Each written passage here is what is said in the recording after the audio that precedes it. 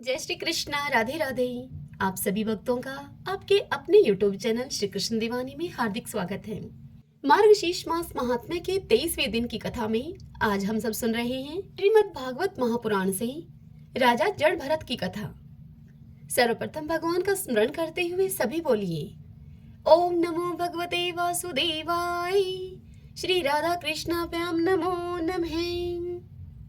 श्री शुकदेव जी राजा परीक्षित से कहते हैं कि हे राजन, महाराज भरत बड़े ही भगवत भगत थे।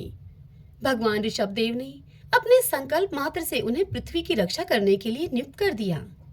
उन्होंने उनकी आज्ञा में स्थित रहकर विषव रूप की कन्या पंचजनी से विवाह किया। जिस प्रकार तामस अहंकार से शब्द आदि 5 भूत तन्मात्र उत्पन्न होते हैं, ठीक उसी प्रकार पंचजनी के गर्भ से उनके सुमति, राष्ट्रभरत, सुदर्शन, आवरण और धूम्रकेतु नामक 5 पुत्र हुए, जो कि सर्वथा उन्हीं के समान थे। इस वर्ष को, जिसका नाम पहले अजान नाम वर्ष था, राजा भरत के समय से ही भारत वर्ष कहते हैं। महाराज भरत बहुयज्ञ थे। वे अपने अपने कर्मों में लगी हुई प्रजा का अपने बाप दादों के समान स्वधर्म में स्थित रहते हुए अत्यंत वात्सल्य भाव से पालन करने लगे। उन्होंने होता, अर्धवर्यों, उद्गाता और ब्रह्मा, इन 4 ऋत्विजों के द्वारा कराए जाने वाले प्रकृति और विकृति दोनों प्रकार के अग्निहोत्र, दर्श, पूर्णमास, चातुर्मास, पशु और सोम आदि छोटे बड़े कर्तुओं अर्थात यज्ञों से यथा समय श्रद्धा पूर्वक यज्ञ और कर्तु रूप श्री भगवान का यजन किया। इस प्रकार अंग और क्रियाओं के सहित भिन्न भिन्न यज्ञों के अनुष्ठान के समय जब अर्धवर्यो गण आहुति देने के लिए हवि हाथ में लेते, तो यजमान भरत उस यज्ञ कर्म से होने वाले पुण्य रूप फल को यज्ञ पुरुष भगवान वासुदेव के अर्पण कर देते थे। वस्तुतः वे ब्रह्मा ही इंद्र आदि समस्त देवताओं के प्रकाशक, मंत्रों के वास्तविक प्रतिपाद तथा उन देवताओं के भी नियामक होने से मुख्य कर्ता एवं प्रधान देव हैं। इस प्रकार अपनी भगवत तर्पण बुद्धि रूप कुशलता से हृदय के राग द्वेष आदि मलों का मार्जन करते हुए वे सूर्य आदि सभी यज्ञ भोक्ता देवताओं का भगवान के नेत्र आदि अवयवों के रूप में चिंतन करते थे। इस तरह कर्म की शुद्धि से उनका अंतःकरण शुद्ध हो गया। तब उन्हें अंतर्यामी रूप से विराजमान हृदय आकाश में ही अभिव्यक्त होने वाले ब्रह्मा स्वरूप और महापुरुषों के लक्षणों से उपलक्षित भगवान वासुदेव में, जो कि श्रीवत्स, कौस्तुभ, वनमाला, चक्र, शंख और गदा आदि से सुशोभित तथा नारद आदि निजजनों के हृदय में चित्र के समान निश्चल भाव से स्थित रहते हैं, उनकी दिन दिन वेग पूर्वक बढ़ने वाली उत्कृष्ट भक्ति प्राप्त हुई। इस प्रकार से 1 करोड़ वर्ष निकल जाने पर उन्होंने राज्य भोग का प्रारब्ध क्षीण हुआ जानकर अपनी भोगी हुई वंश परंपरागत संपत्ति को यथा योग्य अपने पुत्रों में बांट दिया और फिर अपने सर्व संपत्ति संपन्न राजमहल से निकलकर वे पुलाह आश्रम यानी कि हरिहर क्षेत्र में चले आए, जिसे हरिद्वार कहते हैं। इस पुलाह आश्रम में रहने वाले भक्तों पर भगवान का बड़ा ही वात्सल्य है।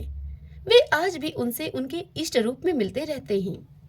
वहां चक्र नदी अर्थात गंडकी नाम की प्रसिद्ध सरिता चक्राकार शालिग्राम शिलाओं से, जिनके ऊपर नीचे दोनों ओर नाभि के समान चिन्ह होते हैं, सब और से ऋषियों के आश्रमों को पवित्र करती रहती है। उस पुलाह आश्रम के उपवन में एकांत स्थान में अकेले ही रहकर वे अनेक प्रकार के पत्र, पुष्प, तुलसी दल, जल और कंदमूल फल आदि उपहारों से भगवान की आराधना करने लगे।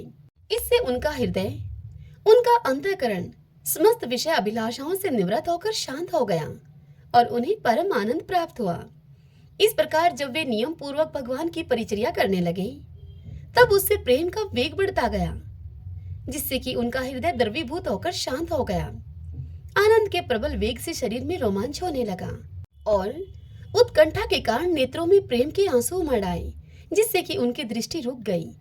अंत में जब अपने प्रियतम के अरुण चरणारविंदों के ध्यान से भक्ति योग का आविर्भाव हुआ, तब परमानंद से सारोबार हृदय रूप गंभीर सरोवर में बुद्धि के डूब जाने से उन्हें उस नियम पूर्वक की जाने वाली भगवत पूजा का भी स्मरण न रहा। इस प्रकार वे भगवत सेवा के नियम में ही तत्पर रहते थे। शरीर पर कृष्ण चरम धारण किया करते थे और त्रिकाल स्नान के कारण भीगते रहने से उनके केश भूरी भूरी घुंघराले लटों में अब परिणित हो गए थे, जिनसे कि वे बड़े ही सुहावने लगते थे। वे उदित हुए सूर्यमंडल में सूर्य संबंधी ऋचाओं के द्वारा ज्योतिर्मय परम पुरुष भगवान नारायण की आराधना करते और इस प्रकार से कहते, भगवान सूर्य का कर्म फलदायक तेज प्रकृति से परे है। उसी ने संकल्प के द्वारा इस जगत की उत्पत्ति की है और फिर वही अंतर्यामी रूप से इसमें प्रविष्ट होकर अपनी चित्त शक्ति के द्वारा विषय लोलुप जीवों की रक्षा करता है। हम उसी बुद्धि प्रवर्तक तेज की शरण लेते हैं। श्री शुकदेव जी राजा परीक्षित को इस कथा को सुनाते हुए आगे कहते हैं कि हे परीक्षित, एक बार भरत जी ने गंडकी में स्नान करके नित्य नैमित्तिक तथा शौच आदि अन्य आवश्यक कृत्यों से निवृत्त होकर प्रणव का जप करते हुए 3 मुहूर्त तक नदी की धारा के पास बैठे रहे। हे राजन, इसी समय एक हिरनी प्यास से व्याकुल होकर जल पीने के लिए अकेली ही उस नदी के तीर पर आई। तीर नदी के किनारे को कहा जाता है। अभी वह हिरनी जल पी ही रही थी कि पास ही गुजरते हुए सिंह की लोक भयंकर दहाड़ सुनाई उसे पड़ी। हिरन जाति तो स्वभाव से ही डरपोक होती हैं। वह पहले ही चौकन्नी होकर इधर उधर देखती जाती थी। अब ज्यों ही उसके कान में वह भीषण शब्द पड़ा सिंह का, कि तभी सिंह के डर के मारे उसका कलेजा धड़कने लगा और उसके नेत्र कातर हो गए। अभी उसकी प्यास बुझी तो नहीं थी, किंतु अब तो उसके प्राणों पर आ बनी थी। इसलिए उस हिरणी ने भयवश एकाकी नदी पार करने के लिए छलांग मारी।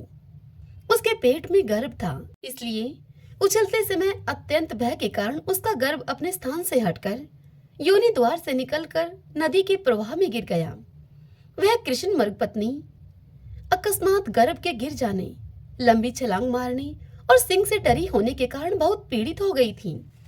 अब अपने झुंड से भी उसका विछोह हो गया था, इसीलिए वह किसी गुफा में जा पड़ी और वह वहीं पर मर गई। राज ऋषि भरत ने देखा कि बेचारी हिरनी का बच्चा अपने बंधुओं से बिछड़कर नदी के प्रवाह में बह रहा है। इससे उन्हें उस पर बड़ी ही दया आई और वे आत्मीय के समान उस मात्रहीन बच्चे को अपने आश्रम पर ले आए। उस मृग छोने के प्रति, मृग छोना हिरण के बच्चे को कहा जाता है, उस मृग छोने के प्रति भरत जी की ममता उत्तरोत्तर बढ़ती ही गई। वे नित्य उसके खाने पीने का प्रबंध करने, व्याघ्र आदि से उसे बचाने, पार लड़ाने और उसे पुचकारने आदि की चिंता में ही डूबे रहने लगे। कुछ ही दिनों में उनके यम, नियम और भगवत पूजा आदि आवश्यक कृत्य एक एक करके अब छूटने लगे और अंत में सभी कृत्य उनके छूट गए। उन्हें ऐसा विचार रहने लगा कि अहो, कैसे खेद की बात है। इस बेचारे दीन मृग छोने को कालचक्र के वेग ने अपने झुंड, सुहृदय और बंधुओं से दूर करके मेरी शरण में पहुंचा दिया है। यह मुझे ही अपना माता पिता, भाई, बंधु और यूथ के साथी संग समझता है। इसे मेरे सिवा और किसी का पता नहीं है और मुझ में इसका विश्वास भी बहुत है। मैं भी शरणागत की उपेक्षा करने में जो दोष है उसे जानता हूँ। इसलिए मुझे अब अपने इस आश्रित का सब प्रकार की दोष बुद्धि को छोड़कर अच्छी तरह से पालन पोषण और प्यार दुलार करना चाहिए। निश्चय ही शांत स्वभाव और दीनों की रक्षा करने वाले परोपकार सज्जन ऐसे शरणागत की रक्षा करने के लिए अपने बड़े से बड़े स्वार्थ की भी परवाह नहीं करते। इस प्रकार उस हिरण के बच्चे में आसक्ति बढ़ जाने से बैठते, सोते, टहलते, ठहरते और भोजन करते समय भी अब उस राजा भरत का चित्त मृग शावक के स्नेह पाश में बंधा रहता था। जब उन्हें कुश, पुष्प, समीधा, पत्र और फल फूल आदि लाने होते तो भेड़ियों और कुत्तों के भय से उसे वे साथ लेकर ही वन में जाते। मार्ग में जहां तहां कोमल घास आदि को देखकर मुग्ध भाव से वह हिरण शावक अटक जाता तो वे अत्यंत प्रेम पूर्ण हृदय से दयावश उसे अपने कंधे पर चढ़ा लेते। इसी प्रकार कभी गोद में लेकर तो कभी छाती से लगाकर उसका दुलार करने में भी उन्हें बड़ा सुख मिलता। नित्य नैमित्तिक कर्मों को करते समय भी राज राजेश्वर भरत बीच बीच में उठ उठकर उस मृग बालक को देखते और जब उस पर उनकी दृष्टि पड़ती तभी उनके चित्त को शांति मिलती। उस समय उसके लिए मंगल कामना करते हुए वे राजा भरत कहने लगते कि बेटा, तेरा सर्वत्र मंगल हो, तेरा सर्वत्र कल्याण हो। कभी यदि वह दिखाई नहीं देता तो जिसका धन लुट गया हो उस दीन मनुष्य के समान राजा का चित्त अत्यंत उद्विग्न हो जाता और फिर वे उस हिरनी के बच्चे के विरह से व्याकुल एवं संतप्त होकर करुणावश अत्यंत उत्कंठित एवं मोहविष्ट हो जाते तथा शोक मगन होकर इस प्रकार कहने लगते। राजा कहते, आहो क्या कहा जाए, क्या वह मात्रहीन दीन मृग शावक दुष्ट बहेलियों की सी बुद्धि वाले मुझ पुण्यहीन अनार्य का विश्वास करके और मुझे अपना मानकर मेरे किए हुए अपराधों को सत्पुरुष के समान भूलकर फिर लौटाएगा? क्या मैं उसे फिर इस आश्रम के उपवन में भगवान की कृपा से सुरक्षित रहकर निर्विघ्न हरी हरी धूप चढ़ते देखूंगा? ऐसा न हो कि कोई भेड़िया, कुत्ता, गोल बांधकर विचरने वाले शुकर आदि अथवा अकेले घूमने वाले व्याघ्र आदि ही उसे खा जाएं। अरे, संपूर्ण जगत की कुशल के लिए प्रकट होने वाले वेद त्रयी रूप भगवान सूर्य अस्त होना चाहते हैं, किंतु अभी तक वह मृगी की धरोहर लौटकर नहीं आई।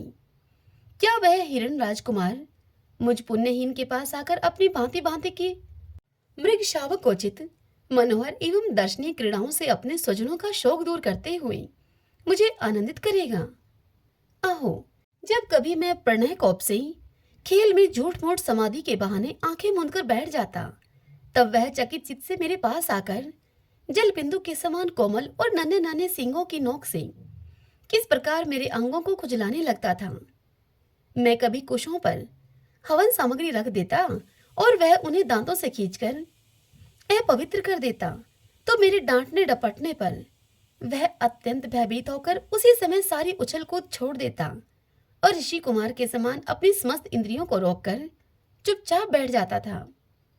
फिर पृथ्वी पर उस मृग शावक के खुर के चिन्ह देखकर राजा कहने लगते कि अहो, इस तपस्विनी धरती ने ऐसा कौन सा तप किया है जो उस अति विनीत कृष्ण सार किशोर के छोटे छोटे सुंदर, सुखकारी और सुकोमल खुरों वाले चरणों के चिन्हों से मुझे, जो मैं अपना मृग धन लुट जाने से अत्यंत व्याकुल और दीन हो रहा हूँ, उस द्रव्य की प्राप्ति का मार्ग दिखा रही है और स्वयं अपने शरीर को भी सर्वत्र उन पद चिन्हों से विभूषित करके स्वर्ग और अपवर्ग के इच्छुक द्विजों के लिए यज्ञ स्थल बना रही है। चंद्रमा में मृग का सा श्याम चिन्ह देखकर उसे अपना ही मृग मानकर कहने लगते कि अहो, जिसकी माता सिंह के भय से मर गई थी, आज वही मृग शिशु अपने आश्रम से बिछुड़ गया है। अतः उसे अनाथ देकर क्या ये दीन वत्सल भगवान नक्षत्रनाथ दयावश उसकी रक्षा कर रहे हैं। फिर उसकी शीतल किरणों से आह्लादित होकर कहने लगते, अथवा अपने पुत्रों के वियोग रूप दावानल की विषम ज्वाला से हृदय कमल दग्ध हो जाने के कारण मैंने एक मृग बालक का सहारा लिया था। अब उसके चले जाने से मेरा हृदय अब जलने लगा है, इसलिए ये अपनी शीतल, शांत, स्नेहपूर्ण और वदन शलील रूपा अमृतमय किरणों से यह चंद्रमा मुझे शांत कर रहे हैं। हे राजा परीक्षित, इस प्रकार से जिनका पूरा होना सर्वथा असंभव था, उन विविध मनोरथों से भरत का चित्त अब व्याकुल रहने लगा। अपने मृग शावक के रूप में प्रतीत होने वाले प्रारब्ध कर्म के कारण तपस्वी भरत जी भगवत आराधना रूप कर्म एवं योग अनुष्ठान से च्युत हो गए। नहीं तो जिन्होंने मोक्ष मार्ग में साक्षात विघ्न रूप समझकर अपने ही हृदय से उत्पन्न दुष्टज्य पुत्र आदि को भी त्याग दिया था, उन्हीं के अन्य जातीय हिरण शिशु में ऐसी आसक्ति भला कैसे हो सकती थी। इस प्रकार राजऋषि भरत विघ्नों के वशीभूत होकर योग साधन से भ्रष्ट हो गए और उस मृग छोने के पालन पोषण और लाड़ प्यार में ही लगे रहकर आत्म स्वरूप को वह भूल गए। इसी समय जिसका टलना अत्यंत कठिन है, वह प्रबल वेगशाली कराल काल जिस प्रकार चूहे के बिल में सर्प घुस जाता है, ठीक उसी प्रकार राजा भरत के सर पर चढ़ाया। उस समय भी वह हिरण शावक उनके पास बैठा पुत्र के समान शोकातुर हो रहा था।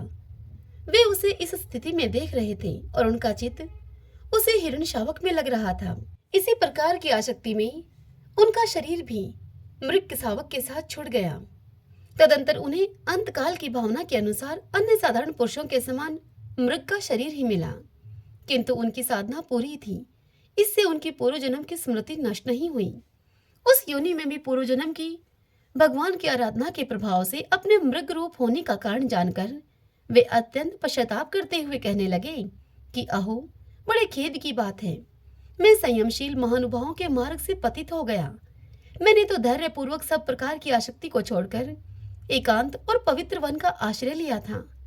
वहां पर रहकर जिस चित्त को मैंने सर्वभूत आत्मा श्री वासुदेव में निरंतर उन्हीं के गुणों का श्रवण, मनन और संकीर्तन करके तथा प्रत्येक पल को उन्हीं की आराधना और स्मरण आदि से सफल करके स्थिर भाव से पूर्णता लगा दिया था, मुझ अज्ञानी का वही मन अकस्मात एक नन्हे से हिरण शिशु के पीछे अपने लक्ष्य से च्युत हो गया। इस प्रकार मृग बने हुए राजऋषि भरत के हृदय में जो वैराग्य की भावना जागृत हुई, उसे छिपाए रहकर उन्होंने अपनी माता मृगी को त्याग दिया और अपनी जन्मभूमि कालंजर पर्वत से वे फिर शांत भाव मुनियों के प्रिय उसी शालिग्राम तीर्थ में, जो कि भगवान का क्षेत्र है, पुलस्त्य और पुलह ऋषि के आश्रम पर चले आए। वहां पर रहकर भी वे काल की प्रतीक्षा करने लगे। हिरण के रूप में आसक्ति से उन्हें बड़ा भय लगने लगा था। बस अकेले रहकर वे सूखे पत्ते, घास और झाड़ियों के द्वारा निर्वाह करते। मृग योनि की प्राप्ति कराने वाले प्रारब्ध के क्षय की बाट देखते रहते। अंत में उन्होंने अपने शरीर का आधा भाग गंडकी के जल में डुबोए रखकर उस मृग शरीर को छोड़ दिया। इससे आगे की कथा कल हम अगले अध्याय में सुनेंगे। श्रीमन नारायण नारायण हरि हरि, भजमन नारायण नारायण हरि हरि। अब हम सुन रहे हैं श्रीमद् भगवद गीता अध्याय 3 और 4 की कथा। अर्जुन बोले, हे जनार्दन, यदि आपको कर्म की अपेक्षा ज्ञान श्रेष्ठ मानने हैं, तो फिर हे केशव, मुझे भयंकर कर्म में आप क्यों लगाते हैं? आप मिले हुए से वचनों से मेरी बुद्धि को मानो मोहित कर रहे हैं। इसलिए उस एक बात को निश्चित करके मुझसे कहिए, जिससे कि मैं कल्याण को प्राप्त हो जाऊं। यह सुनकर श्री भगवान बोले, हे निष्पाप अर्जुन, इस लोक में 2 प्रकार की निष्ठा मेरे द्वारा पहले कही गई है। उनमें से सांख्य योगियों की निष्ठा तो ज्ञान योग से और योगियों की निष्ठा कर्म योग से होती है। मनुष्य न तो कर्मों का आरंभ किए बिना निष्कर्मता को यानी कि योग निष्ठा को प्राप्त होता है और न कर्मों के केवल त्याग मात्र से सिद्धि यानी कि सांख्य निष्ठा को ही प्राप्त होता है। निसंदेह कोई भी मनुष्य किसी भी काल में क्षण मात्र भी बिना कर्म किए नहीं रहता, क्योंकि सारा मनुष्य समुदाय प्रकृति जनित गुणों के द्वारा परवश हुआ कर्म करने के लिए बाध्य किया जाता है। जो मूढ़ बुद्धि मनुष्य समस्त इंद्रियों को हठ पूर्वक ऊपर से रोककर मन से उन इंद्रियों के विषयों का चिंतन करता रहता है, वह मिथ्याचारी अर्थात दंभी कहा जाता है। किंतु हे अर्जुन, जो पुरुष मन से इंद्रियों को वश में करके अनासक्त हुआ समस्त इंद्रियों के द्वारा कर्मयोग का आचरण करता है, वही श्रेष्ठ है। तो शास्त्र विहित कर्तव्य कर्म कर, क्योंकि कर्म न करने की अपेक्षा कर्म करना श्रेष्ठ है, और कर्म न करने से तेरा शरीर निर्वाह भी सिद्ध नहीं होगा। यज्ञ के निमित्त किए जाने वाले कर्मों से अतिरिक्त दूसरे कर्मों में लगा हुआ ही यह मनुष्य समुदाय कर्मों से बंधता है। इसलिए हे अर्जुन, तू आसक्ति से रहित होकर उस यज्ञ के निमित्त ही भली भांति कर्तव्य कर्म को कर।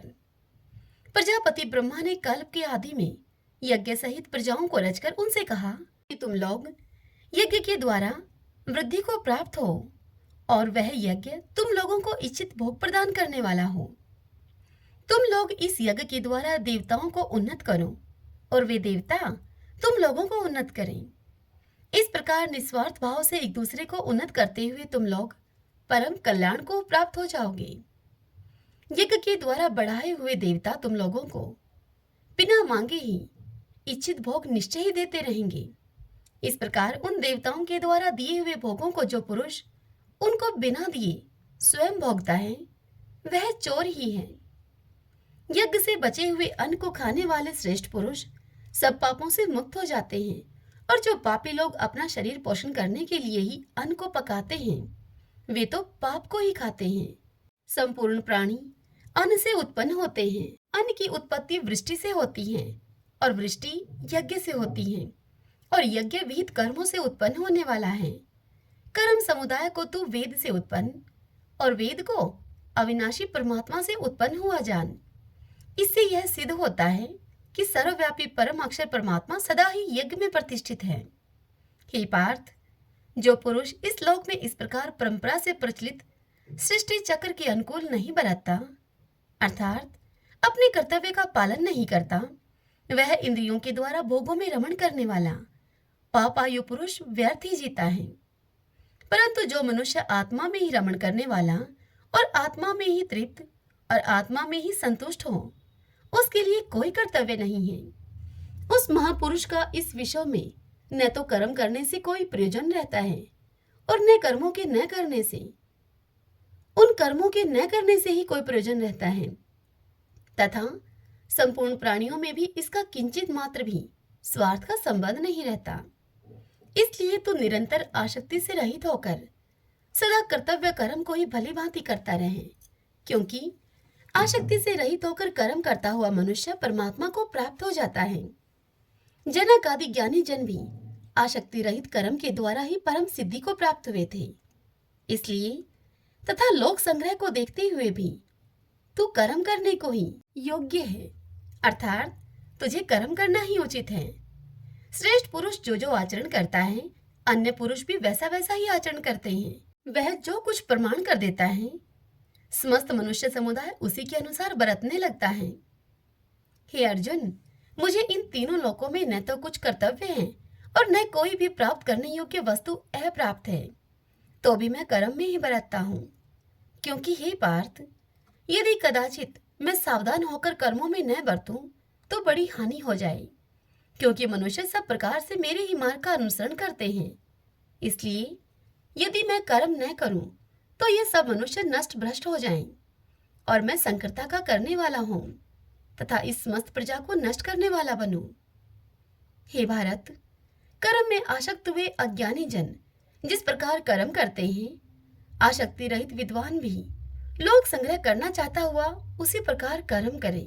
परमात्मा के स्वरूप में अटल स्थित हुए ज्ञानी पुरुष को चाहिए कि वह शास्त्र विहित कर्मों में आसक्ति वाले अज्ञानियों की बुद्धि में भ्रम, अर्थात कर्मों में अश्रद्धा उत्पन्न न करे, किंतु स्वयं शास्त्र विहित समस्त कर्म भली भांति करता हुआ उनसे भी वैसे ही करवावे। वास्तव में संपूर्ण कर्म सब प्रकार से प्रकृति के गुणों के द्वारा किए जाते हैं, तो भी जिसका अंतःकरण अहंकार से मोहित हो रहा है, ऐसा अज्ञानी मैं करता हूँ अपने आप को ऐसा मानता है। परंतु हे महाबाहो अर्जुन, गुण विभाग और कर्म विभाग के तत्व को जानने वाला ज्ञान योगी संपूर्ण गुण ही गुणों में बरत रहे हैं, ऐसा समझकर उनमें आसक्त नहीं होता। प्रकृति के गुणों से अत्यंत मोहित हुए मनुष्य गुणों में और कर्मों में आसक्त रहते हैं। उन पूर्णता न समझने वाले मंद बुद्धि अज्ञानियों को पूर्णता जानने वाला ज्ञानी विचलित न करे। मुझ अंतर्यामी परमात्मा में लगे हुए चित्त के द्वारा संपूर्ण कर्मों को मुझ में अर्पण करके आशा रहित, ममता रहित और संताप रहित होकर युद्ध कर। जो कोई मनुष्य दोष दृष्टि से रहित और श्रद्धा युक्त होकर मेरे इस मत का सदा ही अनुसरण करते हैं, वे भी संपूर्ण कर्मों से छूट जाते हैं। परंतु जो मनुष्य मुझ में दोषारोपण करते हुए मेरे द्वारा बताए हुए अर्थात मेरे इस मत के अनुसार नहीं चलते, उन मूर्खों को तू संपूर्ण ज्ञानों में मोहित और नष्ट हुए ही समझ। सभी प्राणी प्रकृति को प्राप्त होते हैं, अर्थात अपने स्वभाव के परवश हुए कर्म करते हैं। ज्ञानवान भी अपनी प्रकृति के अनुसार चेष्टा करता है, फिर इसमें किसी का हट क्या करेगा। इंद्रिय के अर्थ में अर्थात प्रत्येक इंद्रिय के विषय में राग और द्वेष छिपे हुए स्थित हैं। मनुष्य को उन दोनों के वश में नहीं होना चाहिए, क्योंकि वे दोनों ही इसके कल्याण मार्ग में विघ्न करने वाले उसके महान शत्रु हैं। अच्छी प्रकार आचरण में लाए हुए दूसरों के धर्म से गुण रहित भी अपना धर्म अति उत्तम है। अपने धर्म में तो मरना भी कल्याणकारक है और दूसरे का धर्म भय को देने वाला है। श्री भगवान का इतना उपदेश सुनकर अर्जुन उनसे बोले, हे श्री कृष्ण, तो फिर यह मनुष्य स्वयं न चाहता हुआ भी बलात् लगाए हुए की भांति किससे प्रेरित होकर पाप का आचरण करता है, यह बताएं। तब श्री भगवान अर्जुन से बोले, हे अर्जुन, रजोगुण से उत्पन्न हुआ यह काम ही क्रोध है। यह बहुत खाने वाला अर्थात भोगों से कभी न आघाने वाला और बड़ा पापी है। इसको तू ही इस विषय में बैरी जान।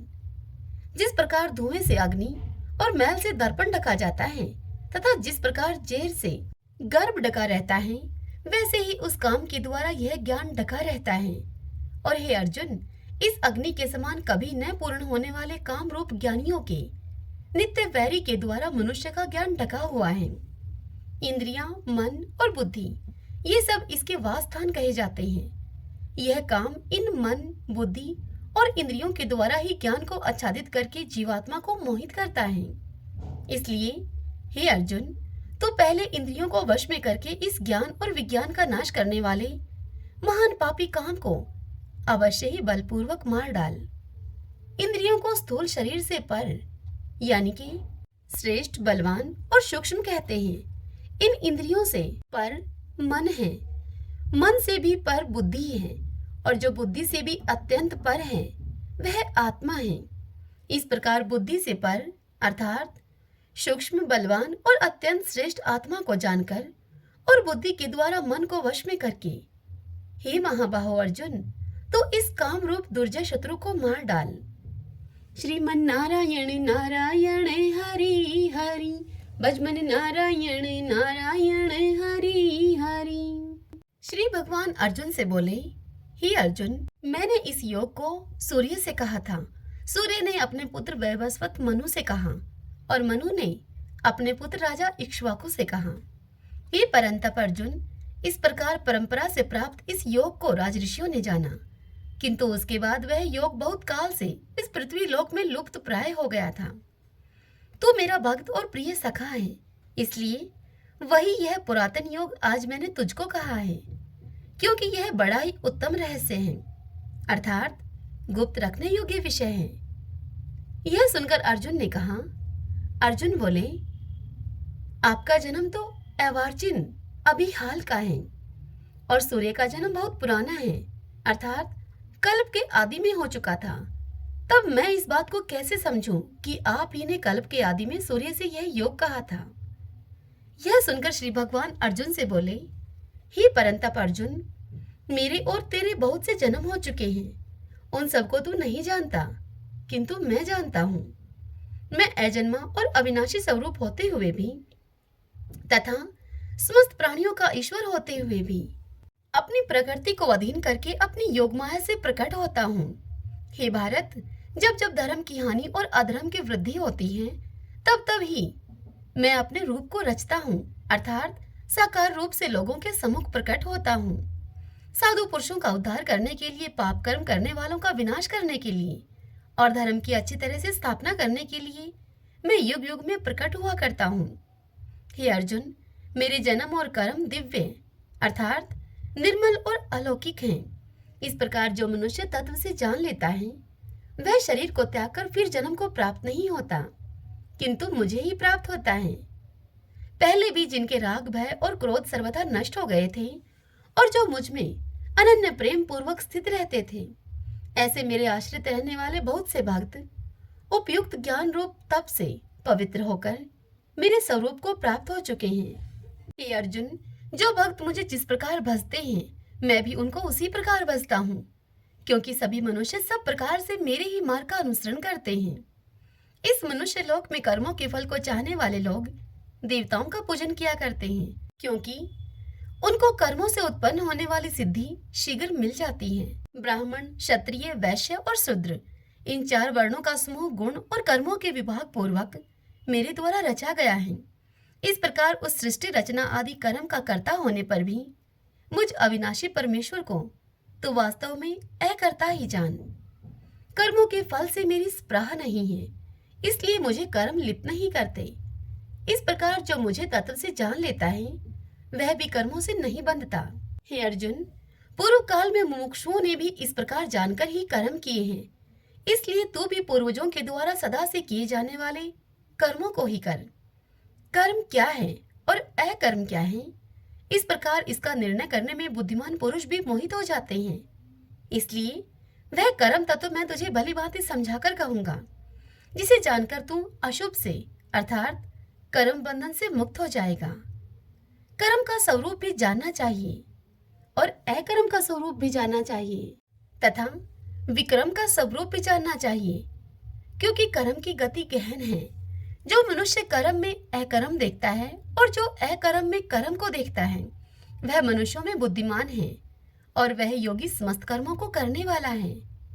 जिसके संपूर्ण शास्त्र सम्मत कर्म बिना कामना और संकल्प के होते हैं तथा जिसके समस्त कर्म ज्ञान रूप अग्नि के द्वारा भस्म हो गए हैं, उस महापुरुष को ज्ञानीजन भी पंडित कहते हैं। जो पुरुष समस्त कर्मों में और उनके फल में आसक्ति का सर्वथा त्याग करके संसार के आश्रय से रहित हो गया है और परमात्मा में नित्य तृप्त है, वह कर्मों में भली भांति बरतता हुआ भी वास्तव में कुछ भी नहीं करता।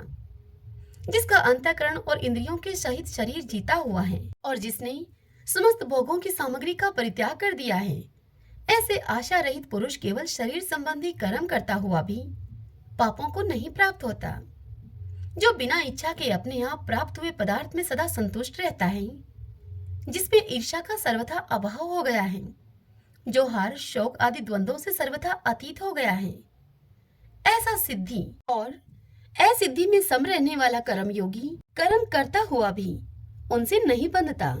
जिसकी आसक्ति सर्वथा नष्ट हो गई है, जो देह अभिमान और ममता से रहित हो गया है, जिसका चित्त निरंतर परमात्मा के ज्ञान में स्थित रहता है, ऐसा केवल यज्ञ संपादन के लिए कर्म करने वाले मनुष्य के संपूर्ण कर्म भली भांति विलीन हो जाते हैं। जिस यज्ञ में अर्पण अर्थात स्त्रुआ आदि भी ब्रह्मा है और हवन किए जाने वाले योग्य पदार्थ भी ब्रह्मा है तथा ब्रह्मा रूप कर्ता के द्वारा ब्रह्मा रूप अग्नि में आहुति देना रूप क्रिया भी ब्रह्मा है, उस ब्रह्मा कर्म में स्थित रहने वाले योगी द्वारा प्राप्त किए जाने वाले फल भी ब्रह्मा ही हैं।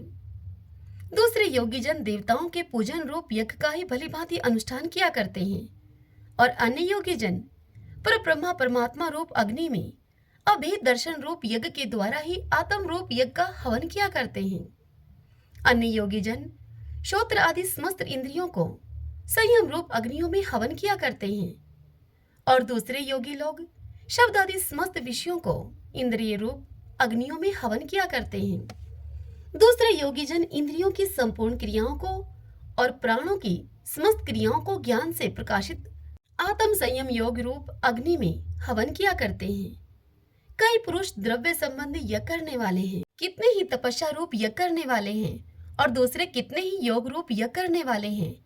कितने ही अहिंसा आदि तीक्ष्ण व्रतों से युक्त यतनशील पुरुष स्वाध्याय रूप ज्ञान यज्ञ करने वाले हैं।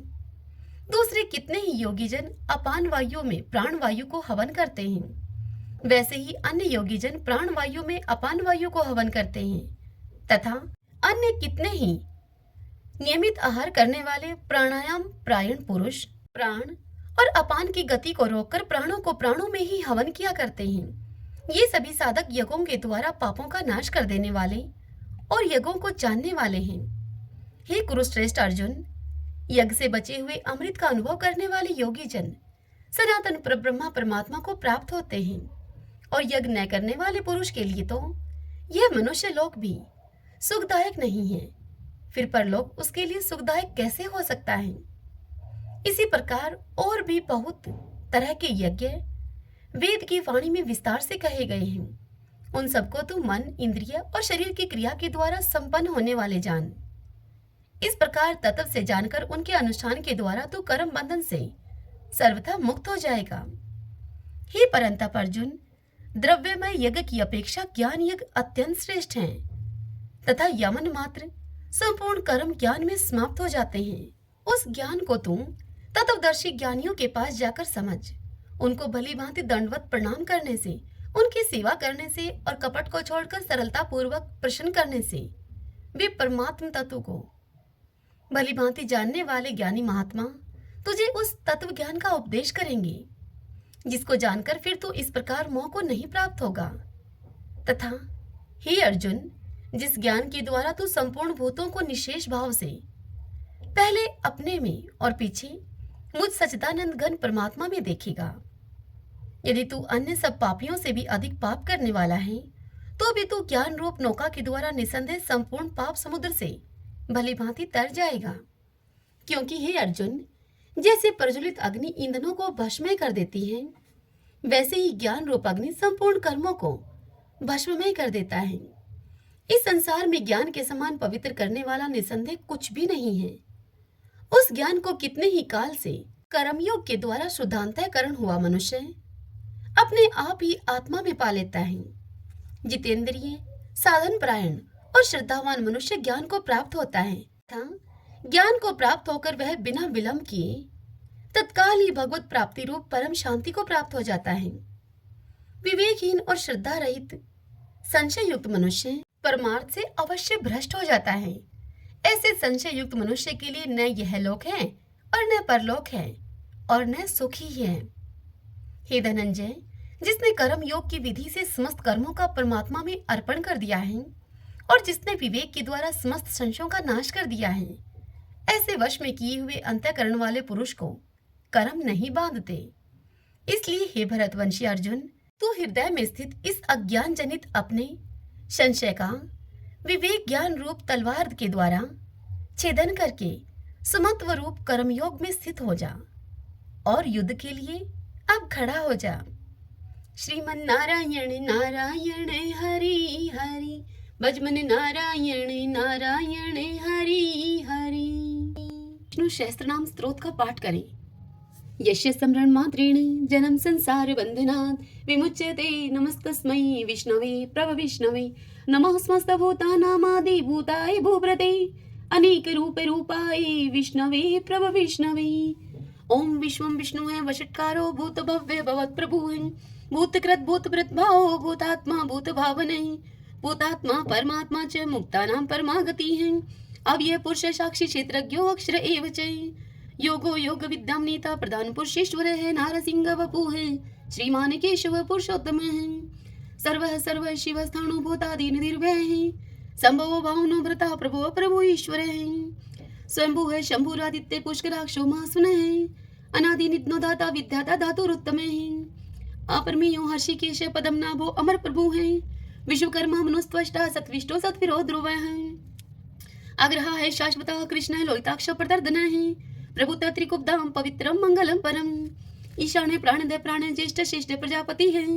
हिरण्यगर्भ भूगर्भ माधवो मधुसूदन है। ईश्वरो विक्रमी धनवी मेधावी विक्रम कर्म है। अनुत्तमो दुरादर्श कर्तव्य कर्तिरात्मवान है। सुरेश शरणम शरम विश्वरीता प्रजा भवः। अह संवत्सरो व्याल है प्रत्यय सर्वदर्शन है। अजय है सर्वेश्वर सिद्ध सिद्धि सर्वादिरच्युत है। वर्षा कपिर में आत्मा सर्वयोग विनीय सरत है। वसु है वसु मना है सत्य समात्मा असम्मति है समय है। अमोघ है पुंडरी काक्षो वर्षकर्मा वर्षा करती है। रुद्रो है बहुशिरा है बबरू है विश्व योनि शुचिश्रवा है। अमृत शाश्वत स्थाणु वरारो महातपा है। सर्वज्ञ सर्वविद्वानो विश्वक्षिणो जनार्दन है। वेदो है वेद विद्यांगो वेदांगो वेद विद कवि है। लोकादक्ष सुरादक्ष धर्मादक्ष कृता कृत है। चतुरात्मा चतुर्व्यूह चतुर्दृश्य चतुर्भुज है। राजिष्णु भोजनम भोक्ता शेषणु जगदादिजय है। अनगो विजयो जेता विश्व योनि पुनर्वसु है। उपेंद्रो वामन प्रांशु अमोघे सुचि ऊर्जित है। अतीन्द्रिय है संग्रह सर्गो धर्तात्मा नियमोयम है। वेदो वैदय सदा योगी वीर माधवो मधु है। अतीन्द्रियो महामायो महोत्साहो महाबल है। महाबुद्धि महावीर्यो महाशक्ति महादुति है। अनिर्देश्य वपु है श्रीमान अमे आत्मा महाद्रीद्रक है। महेश्वासो महिव्रता श्रीनिवास सताम गति है। अनिरुद्ध सुरानंदो गोविंदो गोविंदाम पति है। मरीचि है दमन हंसो शोपर्णो भुजगोतम है। हिरणाभ सूतपा पदम नाभ प्रजापति है। अमृत्यु है सर्वद्रक है सिंह संदाता संधिमान स्त्र है। अजो है दुर्मुष्ण शास्ता विश्रुतात्मा सुरारिया है। गुरु है गुरुत्तमो धामो सत्य सत्य पराक्रम है। निमिष है अनिमिष है सत्रगवि वाचस्पति रुधारदी है। अग्रणी है ग्रामणी है श्रीमान न्याय नेता समीरण है। शस्त्र मूर्धा विश्वात्मा शस्त्राक्ष शस्त्रपात। आवर्तनो निर्वर्तात्मा संवर्त संपर मर्दन है। अह संवर्तको वहनी अनिलो धरणी धर है। सुप्रसाद प्रश्नात्मा विषवदरक विषव भुग विभु है। सत्कृता सत्कृत साधु जहनो नारायणो नर है। असंख्यो अपरमे आत्मा विशिष्ट शिष्टकृत सूचि है। सिद्धार्थ सिद्धि संकल्प है सिद्धि सिद्धि साधन है। वर्षाई वर्षपो विष्णु वर्ष पर वर्षोदर है। वर्धनो वर्धमान है विविक्त श्रुति सागर है। सुभजो दुर्धरो वाग्मी महेंद्रो वसुधो वसु है। नेक रूप व्रत रूप है सिप वृष्टि प्रकाश ने है। औजस्ते जो दूती दर प्रकाशात्मा प्रताप ने है। रिद्ध स्पष्ट अक्षरो मंत्र चंद्राशो भास्कर धोती है। अमृतम शुद्ध भानु शशबिंदु सुरेश्वर है। औषधम जगते सेतु सत्य धर्म पराक्रम है। भूत भव्य भवन्नाथ है, पवने पावनो अनले हैं। काम काम कृत कांत है, काम है काम प्रदय प्रभु है। युगाधिकृत युगावर्तो नेकमायो महाशने हैं। अदृश्य अव्यक्त रूप शस्त्रजित अनंत जित हैं। इष्टो अवशिष्ट शिष्टिष्ट शिखंडी नवशो वर्षे हैं। क्रोध क्रोध कृत करता विशो बाहु महिधर हैं। अच्युत प्रतित प्राण है, प्राण दो वासवानुज हैं। अपाम निदिर्दिष्टा नम परमतः प्रतिष्ठित हैं। स्कंद स्कंदरो दुर्यो वर्दो वायु वाहन हैं। वासुदेव प्रतभानु आदि देव पुरंदर हैं। अशोक स्तारण स्तार शूर शौरी जनेश्वर हैं। अनुकूल शतावर्त पद्मी पदम निवेक्षण हैं। पद्मनाभो अरविंदाक्ष पदम गर्भ शरीर भृत हैं। महदीरिदो वरदात्मा मोक्षो गरुड़ो दुजे हैं। अतुल्य शर्वो भीमः समयगो हवि हरि हैं। सर्वलक्षण लक्षणयो लक्ष्मीवान समिंत जय हैं। वीक्षरो रोहितो मार्गो हेतु दामोदर सह। महिद्रे महाभागो वेगवान मिताशने हैं। उद्भव शोभनो देव श्री गर्भ परमेश्वर हैं। करणम कारणम कर्ता विकर्ता गहनो गोवे हैं। व्यवसायो व्यवस्थाने संस्थाने स्थान दो ध्रुव। प्रहृदि परम स्पष्ट चतुष्ट पुष्ट शुभेक्षण हैं। रामो विरामो वीर जो मार्गो नेवन्यो अन्य हैं। वीर शक्तिमतम श्रेष्ठो धर्मोदरम विदुत्तम हैं। वैकुंठ पुरुष प्राणे प्राणदय प्रणवय प्रथु हैं। हिरण्यगर्भ शत्रुघ्नो व्याप्तो वायुर्दोक्षजे हैं। ऋतु है सुदर्शन काल परमेष्टि परिग्रह हैं। उग्र संवत्सरो दक्षो विश्रमो विशव दक्षिणे हैं। विस्तार स्थावस्थाणु परमाणम बीजम व्ययम। अर्थो अनर्थो महाकोशो महाभोगो महाधने हैं। अनिर्विणय सत्विष्ट है अभू है धर्म यूपो महामखे हैं। नक्षत्र नेमि नक्षत्री शमय शामय शमी हने हैं। यज्ञ इज महेजय चे कर्तुस्त्रम स्ताम गति हैं। सर्वदर्शी विमुक्तात्मा सर्वज्ञो ज्ञानम उत्तमम। सुवर्त सुमुख सूक्ष्म सुघोष सुखद सुहृद हैं। मनोहरो जीत क्रोधो वीरबाहु विधारणे हैं। स्वप्ने सर्वशो व्यापी नेकात्मा नेक क्रम कृत। वत्सरो वत्सलो वत्सी दरतन गर्भ धनेश्वर हैं। धर्म गोप धर्म कृत धर्मी शत अशत शरम अक्षरम। अविज्ञाता शस्त्रांशु विधाता कृत लक्षण हैं। गपस्तीने मी सत्वस्त सिंहो भूत महेश्वर हैं। आदि देवो महादेव देवशो देव भृत गुरु हैं। उत्तरो गोपतिर गुप्ता ज्ञान गम्य पुरातने हैं। शरीर भूत भृत भुक्ता कपिंद्रो बुरी दक्षिणे हैं। सोमपो अमृतपः सोम है पुरुषित पुरुषोत्तम हैं। विनियुजे सत्य सिंधो दशहरे सत्वतम पति हैं। जीवो अविनिता साक्षी मुकुंदो अमित विक्रम हैं। अंबो निदिर्णंतात्मा मोदधिशयो अनंत के हैं। अजय है माहर है स्वभाव जीता मित्र प्रमोदने हैं। आनंदो नंदनो नंद सत्य धर्मा त्रिविक्रमे हैं। महर्षि कपिलाचार्य कर्तघ मेदनी पति हैं। त्रिपद त्रिदशा अध्यक्षो मास्टरंग कृतांत करते हैं। महावराहो गोविंद सुषेण कनकांगदी। गुह गभीरो गहनो गुप्त चक्र गदाधर हैं। वेदा स्वंगो अजित कृष्णो दृढ़ संकर्षण अच्युत हैं। वर्णो वारुणो वृक्ष पुष्कराक्षो महामना हैं। भगवान भगानंदी वनमाली हलायुदय हैं। आदित्यो ज्योतिरादित्य शैषणो गतिस्तमः। शुधन्वा खंड परशु है दारुणो द्रविण प्रदय हैं। द्विस्पर्क सर्वदृग व्यासो वाचस्पति योनिजय हैं। त्रिशामा श्याम गय श्याम निर्वाणम विषजम विष्क हैं। संन्यास कृष्ण शांत निष्ठा शांति प्रायणम। शुभांगम शांति दय सत्रष्टा कुमुदय कुवलेशयः। गोहति गोपतिर गुप्ता वृषभाक्षो वर्ष प्रिय हैं। अनिवर्ति निर्वर्तात्मा संक्षिप्ता श्रीमकर शिव हैं। श्रीवत्स्वक्षा श्रीवाशय श्रीपति है श्रीमतांबर हैं। श्रीदह श्रीशय श्रीनिवास श्रीनिधि है श्री विभावने हैं। श्रीद्रह श्रीक्रह श्रेय श्रीमान लोकत्रयाश्रय हैं। स्वक्षय स्वंग स्थानंदो नंदिर ज्योतिर्गणेश्वर हैं। विजितात्मा विधेयात्मा सत्कीर्ति छिन संशय हैं। उदृण सर्वत चक्षु अनिश शाश्वत अस्त्र हैं। भूषयो भूषणो भूत विशोक शोक नाशने हैं। अर्चिस्मान अर्चित कुंभ विशुद्धात्मा विशोधने हैं। अनिरुद्धो अप्रतिरथ प्रद्युम्नो अमित विक्रमे हैं। कालने मीनिहा वीर शौरी शूर जनेश्वरे हैं। त्रिलोकात्मा त्रिलोकेश केशव केशिहारी हैं। कामदेव कामपाल कामिकांत कृतागमे हैं। अनिर्देश्य बपु विष्णु वीरो अनंतो धनंजय हैं। ब्राह्मणियों ब्रह्माकृत ब्रह्मा ब्रह्म ब्रह्मा विवर्धने हैं। ब्रह्माविद ब्राह्मणों ब्रह्मी ब्रह्माज्ञो ब्राह्मण प्रिय हैं। महाकर्मो महाकर्मा महातेजा महोरगे हैं। महाक्रतु महायज्वा महायगो महावीर। सत्वय स्तव प्रिय स्तोत्रम स्तोतरण प्रिय हैं। पूर्ण पुरिता पुण्य पुण्य कीर्ति अनामय हैं। मनोजव तीरथ करो वसुरेता वसुप्रदय हैं।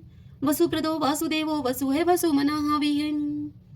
सदगति है सत्कृति है सत्ता सद्बुद्धि सत्य प्रायणे हैं। सूर्यसेनो यदुश्रेष्ठ है सन्निवास है सुयामुने हैं।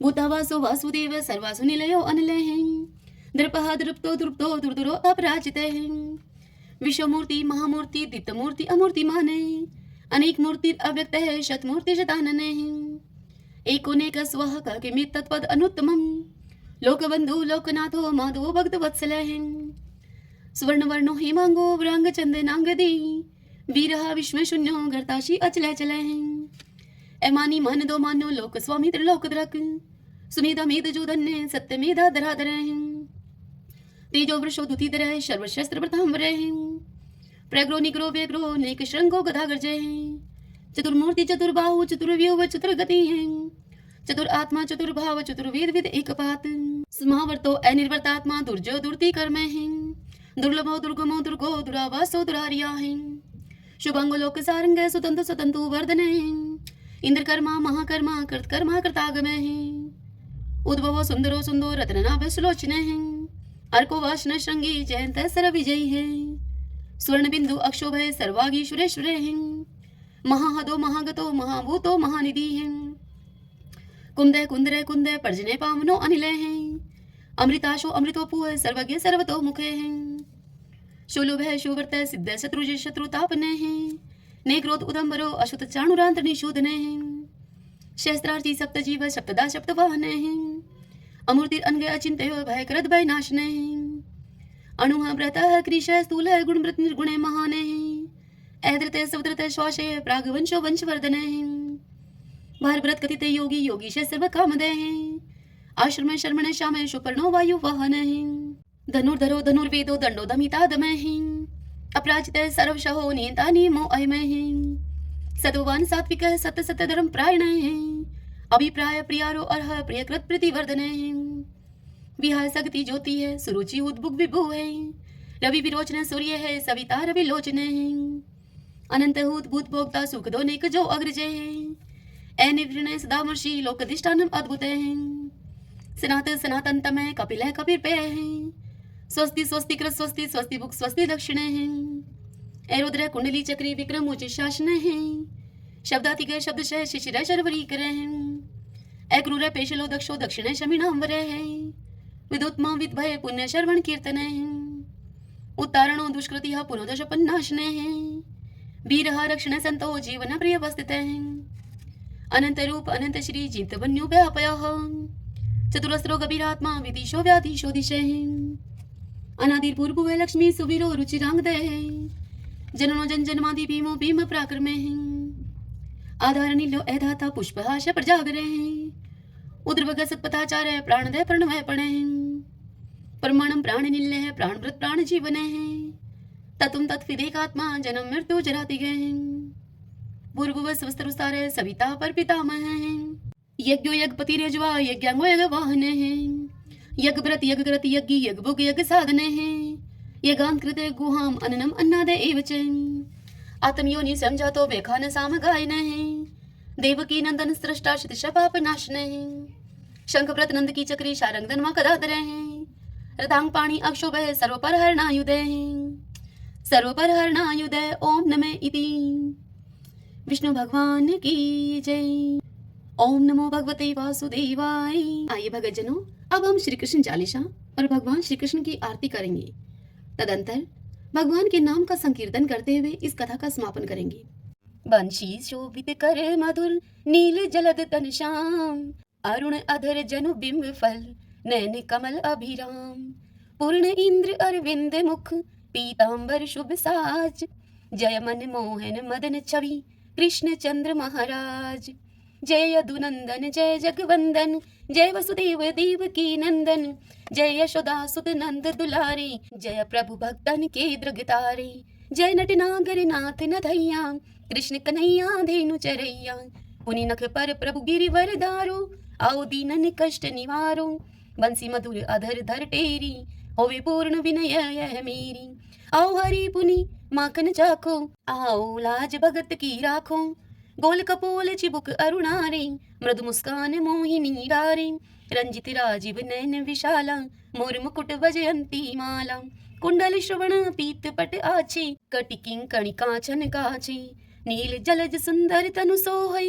छवि लखी सुर नर मुनि मोहई, मस्तक तिलक अलक घुंघराले, आओ कृष्ण बांसुरी वाले, करी पय पान पुत नहीं तारयो, आका बका का गा सुर मारयो, मधुवन जलत अग्नि जब ज्वाला, भय शीतल लखत ही नंद लाला, सुरपति जब ब्रज चढ़यो रिसाई, मूसरधार वारी वर्षाई, लगत लगत ब्रज चहन बहायो, गोवर्धन नखधारी बचायो, लखिय सुदा मन भ्रम अधिकाई, मुख में चोधन भुवन दिखाई, दुष्ट कंस अति उधम बचायो, कोटि कमल जब फूल मंगायो, नाथी काल यही तब तुम लीने, चरण चिन्ह दे निर्भय कीने, करी गोपिन संग रास विलासा, सबकी पूर्ण करी अभिलाषा, केतक महा असुर सहारियो, कंस ही केश पकड़ दई मारियो, मातु पिता की बंदी छुड़ाई, उग्र सेन कह राज दिलाई, मही से मृतक छो सुत लायो, मातु देव की शोक मिटायो, बोमासुर मुर दैत्य सहारी, लाए शट 10 सहस कुमारी, दे भी मही तुण चीर सहारा, जरा सिंधु राक्षस कह मारा, असुर बकासुर आदिक मारयो, भक्तन के तब कष्ट निवार्यो, दीन सुदामा के दुख टारयो, तंदुल 3 मुट्ठी मुख डारयो, प्रेम के साग विदुर घर मांगे, दुर्योधन के मेवा त्यागे, लखी प्रेम की महिमा भारी, ऐसी शाम दीन हितकारी, मारत के पारत रथ हाके, लिए चक्र कर नहीं बल थाके, निज गीता के ज्ञान सुनाए, भक्त हृदय सुधा बरसाए, मीरा थी ऐसी मत वाली, विश्वी गई बजा करके ताली, राणा भेजा सांप पिटारी, शाली ग्राम बने बनवारी, निज माया तुम विध ही दिखायो, उड़ते संशय शकल मिटायो, तब शत निंदा करी तत्काला, जीवन मुक्त भयो शिशुपाला, जब ही द्रौपदी टेर लगाई, दीनानाथ लाज अब जाई, तुरत ही बसन बने नंद लाला, बड़े चीर भय अरि मुँह काला, अस अनाथ के नाथ कन्हैया, डूबत भवर बचावत नैया, सुंदर दास आस उरधारी, दया दृष्टि कीजे बनवारी, नाथ सकल मम कुमति निवारो, क्षमहु वेगी अपराध हमारो, खोलो पट अब दर्शन दीजिए, बोलो कृष्ण कन्हैया की जय, बोलो कृष्ण कन्हैया की जय। यह चालीसा कृष्ण का पाठ करे उरधारी, अष्ट सिद्धि नवनिधि फल लह पदार्थ चारी, लह पदार्थ चारी। ओम श्री कृष्णाय नमो नमः। जय जय तुलसी माता, जय जय तुलसी माता, सब जग की सुखदाता वरदाता, जय जय तुलसी माता। सब योगों के ऊपर, सब रोगों के ऊपर, रुज से रक्षा करके भव त्राता, जय जय तुलसी माता। बटुपुत्री हे श्यामा, सुरबल हे ग्राम्या, विष्णु प्रिय जो तुमको सेवे, सो नर तर जाता, जय जय तुलसी माता।